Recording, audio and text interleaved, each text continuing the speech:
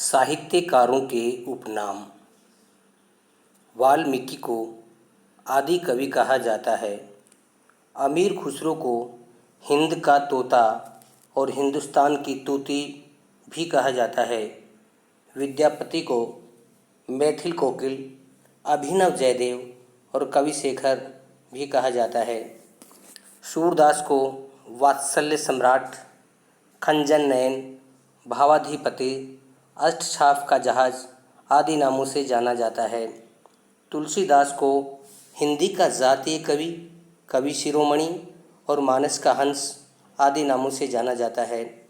मतीराम को पुराने पंथ का पथिक भी कहा जाता है। केशवदास को कठिन काव्य का प्रेत कहा जाता है।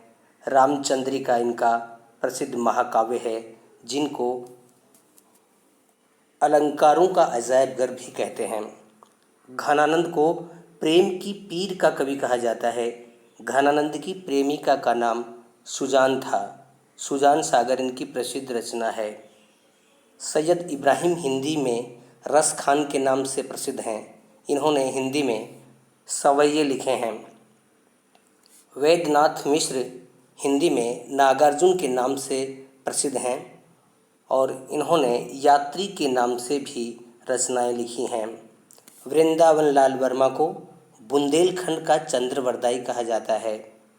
महादेवी वर्मा को वेदना की कवयित्री और आधुनिक मीरा के नाम से भी जाना जाता है। भारत की पहली महिला है जिन्हें 1982 में यामाकृति पर ज्ञानपीठ पुरस्कार मिला था। साहित्य के क्षेत्र में ये सबसे बड़ा पुरस्कार होता है। वर्तमान में इस पुरस्कार के अंतर्गत 11 लाख रुपए की राशि दी जाती है। दुष्यंत कुमार को आधुनिक गज़लों का राजकुमार कहा जाता है। परदेसी और त्यागी के नाम से भी इन्हें जाना जाता है।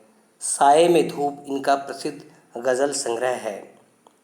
माखनलाल चतुर्वेदी को एक भारतीय आत्मा और मधुप के नाम से भी जानते हैं। प्रताप नारायण मिश्र को हिंदी का एडिसन कहा जाता है। रामवृक्ष बेनीपुरी को कलम का जादूगर कहा जाता है और प्रेमचंद को कलम का सिपाही कहा जाता है। बालकृष्ण भट्ट को हिंदी का स्टील कहा जाता है। कवियों का कवि शमशेर बहादुर सिंह को कहा जाता है। अयोध्या सिंह उपाध्याय हरिऔध को कवि सम्राट के नाम से जानते हैं। खड़ी बोली का प्रथम महाकाव्य प्रिय प्रवास हरिऔध जी की ही रचना है, जो 1913 में लिखी गई थी।